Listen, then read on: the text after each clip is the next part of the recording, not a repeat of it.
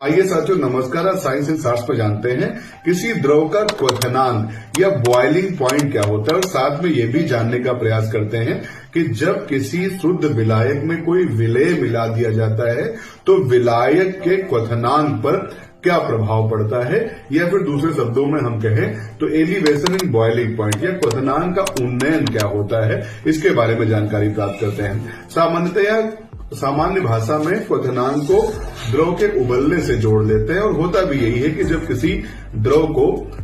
गर्म किया जाता है तो वो जिस अधिकतम तापमान पर कोई द्रव उबलने लगता है हम उसे उसका क्वथनांक कहते हैं। लेकिन अगर इसको और ज्यादा वैज्ञानिक ढंग से समझाया जाए तो इसको हम इस तरह से एक्सप्लेन कर सकते हैं कि जब किसी वाष्पशील यानी वोलाटाइल द्रव को गर्म किया जाता है तो गर्म करने पर उस द्रव की वाष्प बनती है और ये वाष्प ऊपर की ओर उठती है और इस तरह से ऊपर की ओर उठती वाष्प ऊपर की ओर एक दाब लगाती है जिसे वाष्प दाब कहते हैं। और हम सभी एक वायुमंडल से घिरे हैं और ये वायुमंडल पृथ्वी पर सभी वस्तुओं पर एक निश्चित दाब लगाता है जिसको हम एक वायुमंडलीय दाब या 760 mm पारे के कहते हैं। तो वो अधिकतम तापमान जिस पर किसी द्रव का वाष्प दाब वायुमंडलीय दाब के बराबर हो जाए द्रव उबलना प्रारंभ कर देता है और इसी तापमान के बिंदु को जिस पर किसी द्रव का वाष्प दाब वायुमंडलीय दाब के बराबर हो जाता है इसे उसका क्वथनांक कहते हैं। जैसे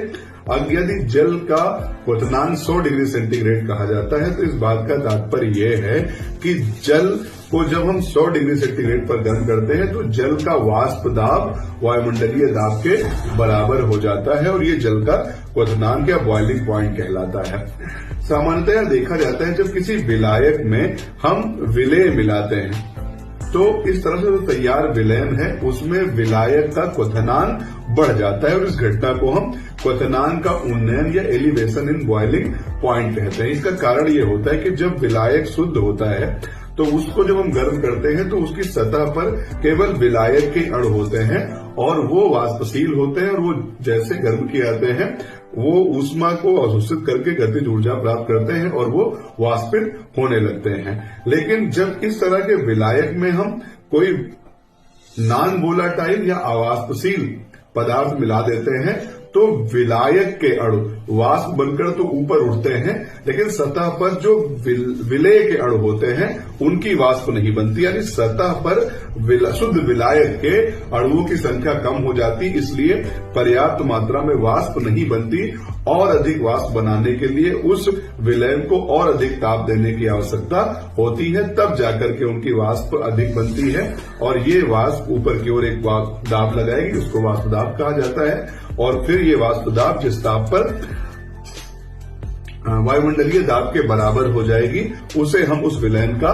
क्वथनांक कहने लगेंगे। तो शुद्ध विलायक में जो क्वथनांक जल्दी प्राप्त हो जाता था वही विलयन के केस में अब अधिक तापमान पर प्राप्त होगा। इसीलिए कहा जाता है कि when a non volatile solute is added to a pure solvent the elevation in boiling point takes place, यानी जब किसी शुद्ध विलायक में कोई नॉन वोलाटाइल यानी अवाष्पशील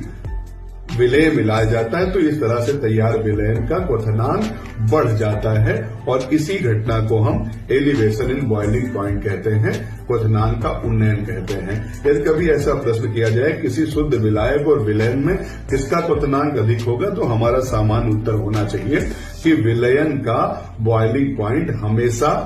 शुद्ध विलायक से अधिक होता है और इस तरह से हम इस घटना को एक्सप्लेन कर सकते हैं।